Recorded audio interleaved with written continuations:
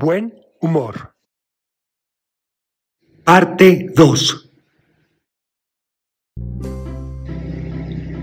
Bueno, es que no te había platicado, pero Carlos usaba a Lucy como su conejillo de indias para los chistes. No era un público fácil de convencer, así que cuando Lucy se reía, Carlos sabía que ese era muy buen chiste, porque ella no se reía con cualquier cosa. Un día habían pasado 2 horas contándole chistes, pero Lucy ni siquiera sonrió. Es más, su boca nunca se movió más que para bostezar.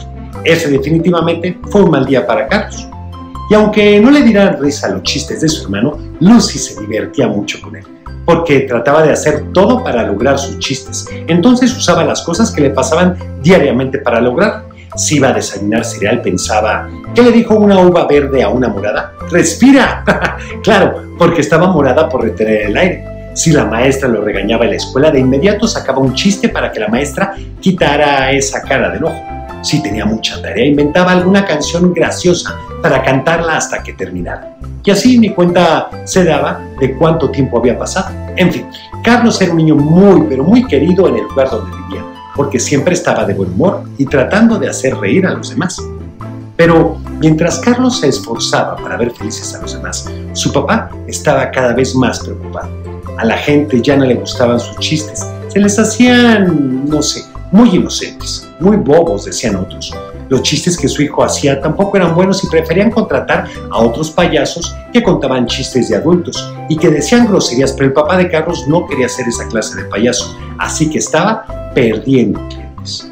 En lugar de buscar nuevas formas de hacer reír, se ponía cada vez más triste y decía que no tenía trabajo porque ya era viejo y que nadie lo quería. Pero Carlos le decía que él siempre sería un buen payaso, así que no tenía que decir groserías para que la gente se riera. Simplemente tenían que crear nuevos chistes, más ingeniosos. Pero su papá le decía que no, que mejor se pondría a hacer globos para los niños. No era una mala idea, pero Carlos sabía que eso no era lo que hacía feliz a su papá. Así que se propuso hacer mejores chistes. Entonces, todo el día estaba pensando y pensando y pensando cómo hacerle, tanto que sin darse cuenta estaba más ocupado pensando en crear un chiste que en hacer reír a la gente. La primera que lo notó fue Lucy, porque Carlos ya no jugaba con ella, y cuando ella llevaba a los títeres para que crearan una historia, Carlos parecía enojado y le decía que no tenía tiempo para tonterías. La primera vez se lo dijo a Lucy, hasta se asustó. Sí, Carlos nunca le había dicho una palabra parecida. Tontería no era algo que él dijera.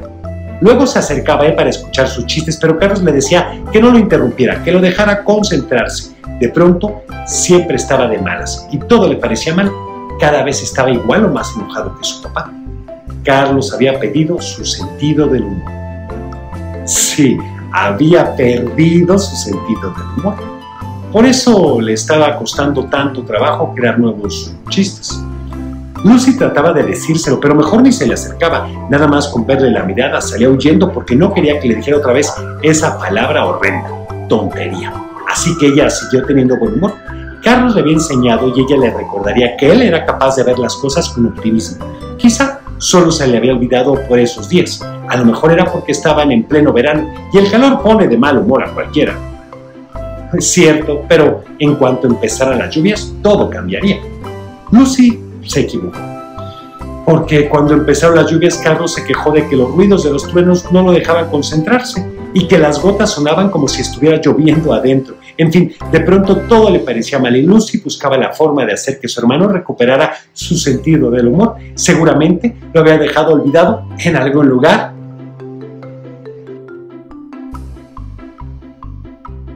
Esta historia continuará.